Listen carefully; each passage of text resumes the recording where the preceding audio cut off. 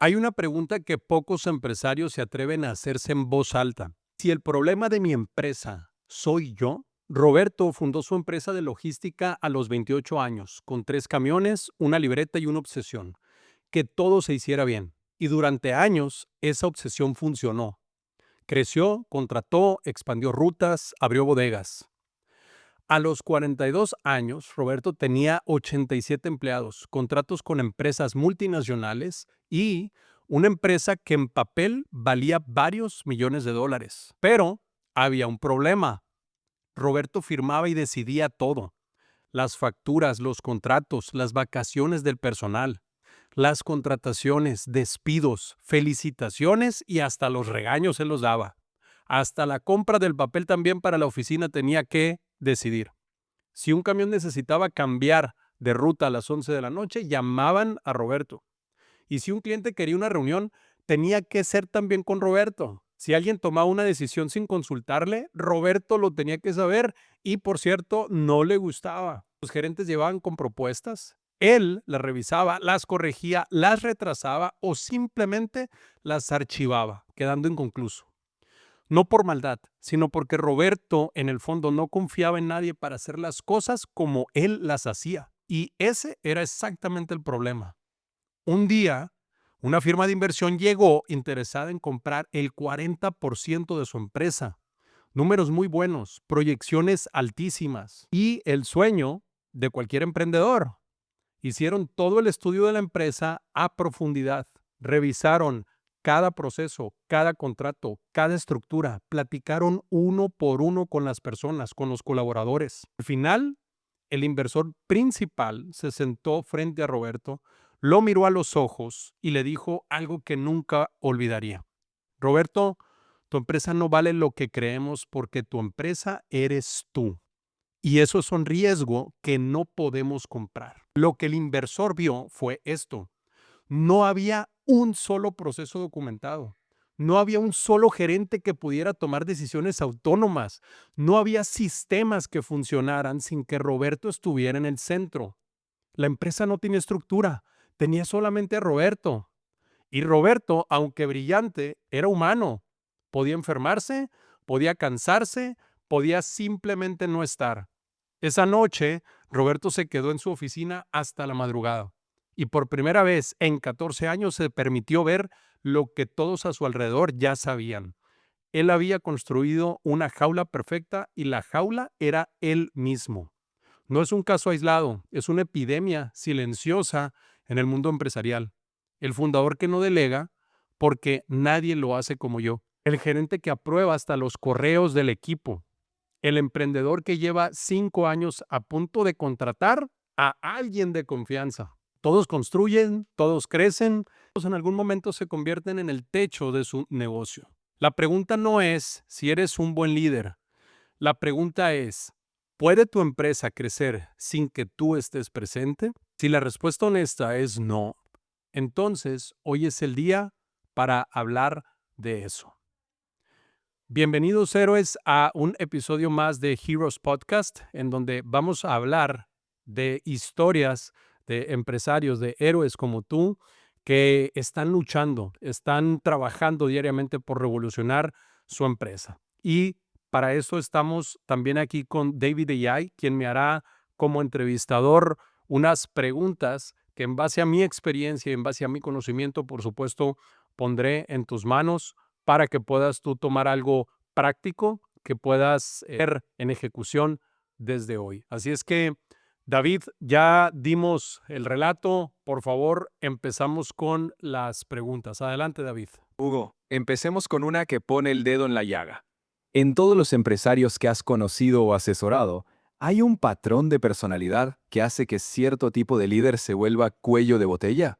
¿Cómo los describirías tú? Yo creo que la personalidad que tienen sí es entendible, es que muchos de los que emprendemos y empezamos un negocio, venimos de dominar un tema. Muchas veces venimos de años de estar trabajando para cierta industria y entonces eso nos hace ser muy técnicos en el tema, nos hace ser, en cierta forma, dominar la parte, el expertise de esa función o de esa industria.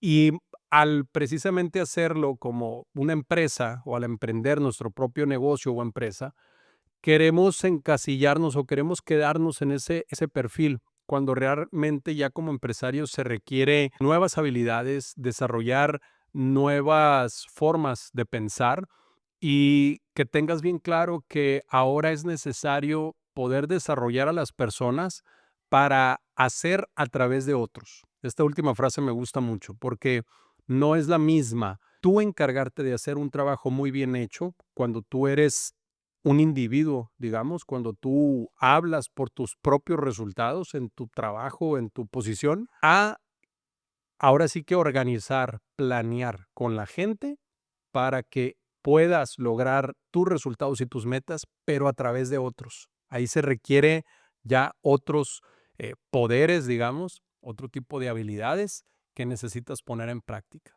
Lo que dices es clave, Hugo. Pasar de ser el experto a ser quien potencia a otros es un salto enorme. Y es donde muchos se quedan atrapados. Ahora, si te parece, vamos a indagar en cómo se vive eso dentro del equipo. Porque eso de hacer a través de otros no siempre es natural. Vamos con la siguiente pregunta. Adelante. Hugo, ¿has presenciado casos donde ese control excesivo del empresario terminó destruyendo a personas talentosas dentro de la empresa? ¿Qué le pasa realmente a un equipo que nunca puede tomar decisiones? Sí, lo que ocurre es que lo he presenciado mucho, lo hemos visto.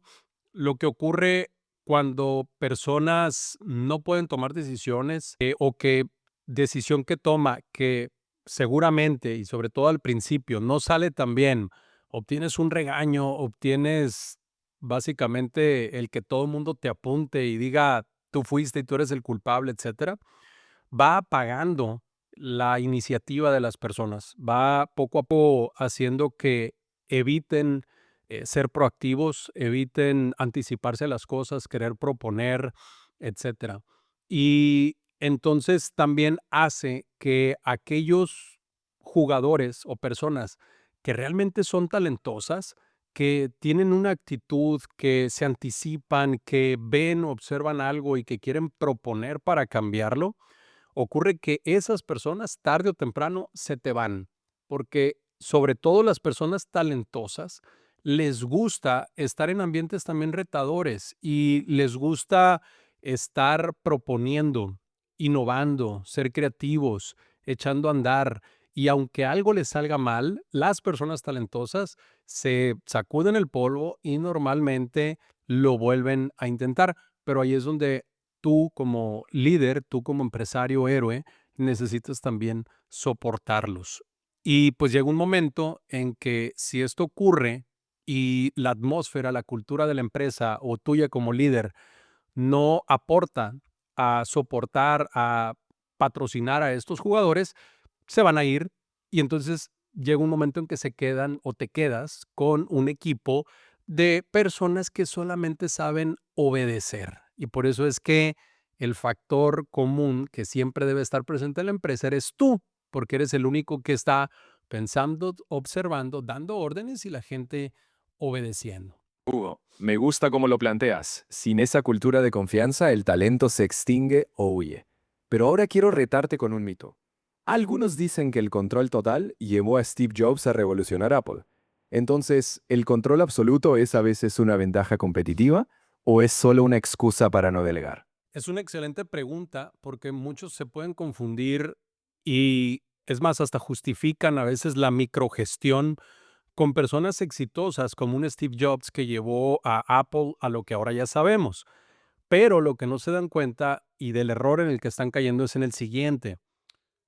Steve Jobs tenía una concentración y un control enfocado y estratégico. O sea, es decir, él controlaba los productos, por ejemplo, y el diseño de productos que él sabía que iban a revolucionar la empresa. Pero él no se metía en más detalles. Él no microgestionaba otras cuestiones, otros detalles, para nada. Él realmente tenía lo que llamo yo un control estratégico y enfocado. Tenía una, digamos, memoria selectiva, va respecto a qué se iba a enfocar, qué iba realmente a trabajar y en dónde él no estaba dispuesto a ceder control. Y era en el diseño de producto, era en la cuestión estratégica que sabía que llevaría a su empresa no solo un paso adelante, 10 pasos adelante, y por eso es que revolucionó la empresa. Hugo, me encanta esa distinción. Control estratégico versus microgestión operativa. Ahora quiero que me cuentes un momento real. ¿Cuál ha sido el instante más claro en que viste a un empresario reconocer que él era el problema? ¿Qué lo hizo reaccionar y qué pasó después? Se da a partir de quiebres, se da a partir de lo que yo llamaría cachetadas que te da la vida, ¿no? Y es que te das cuenta de que ya estás quemado, burnout, ¿no? Como se dice en inglés.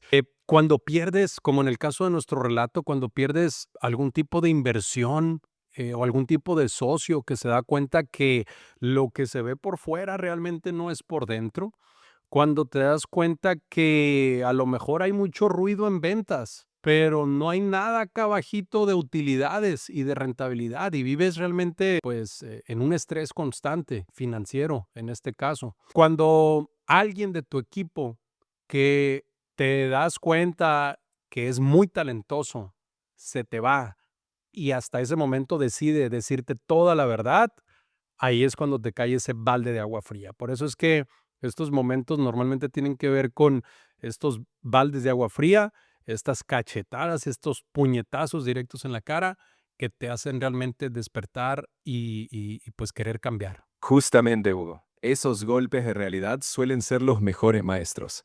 Pero ahora vayamos a un momento más delicado.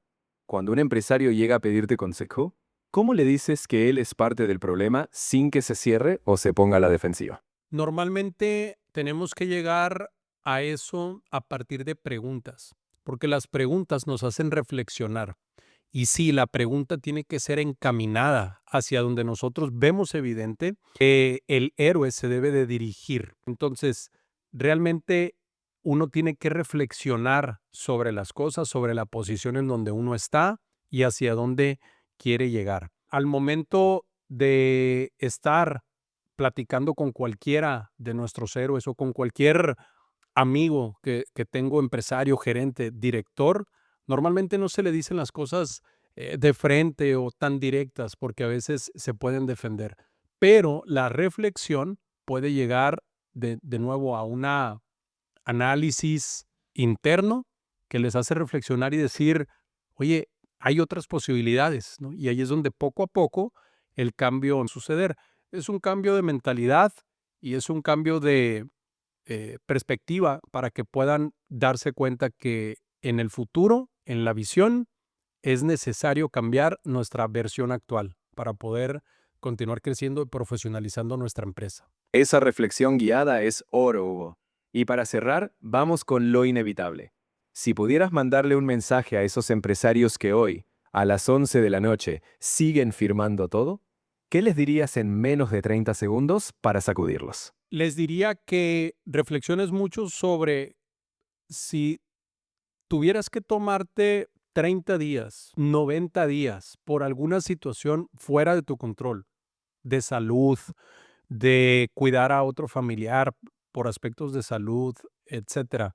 Pero si tuvieras que salirte de tu empresa, no poder ir y estar hasta limitado respecto a comunicarte con ella durante 90 días, ¿tu empresa sobreviviría? ¿Te seguirían pagándole a los proveedores, a los colaboradores? ¿Seguirían las ventas llegando de una manera constante, al menos, o no? Y si tu respuesta es que no, yo te diría entonces lo siguiente, reflexiona, ¿cuáles son estas áreas en donde no estás delegando y en donde serían las primeras en morir, digamos, por falta de aire, porque tú no estás? Y probablemente en esas áreas es donde necesitas reflexionar y decir, ¿tengo a las personas correctas dentro de mi equipo para esta área o necesito eh, traer a alguien de fuera para que me fortalezca en este aspecto? Y esa pregunta yo creo háztela cada trimestre al menos y empieza a formular tus acciones y tus proyectos para poder cambiar esa situación. También evita ser el de las respuestas. Trabaja mejor en preguntarle a la gente que aunque tu espíritu, tu inteligencia te quiera ganar dándole todas las respuestas a tu equipo, es mejor que los hagas reflexionar y es mejor que vayas construyendo en ellos la autoconfianza para que sepan decidir y evidentemente que te informen, pero que sepan decidir y que sepan hacer las cosas y las decisiones por sí mismos. Bien, pues muchísimas gracias David por las preguntas y héroes, esto es todo en el episodio de hoy. Muchísimas gracias por vernos o por escucharnos. Recuerden que por favor denle suscribir aquí tanto en YouTube como en Spotify.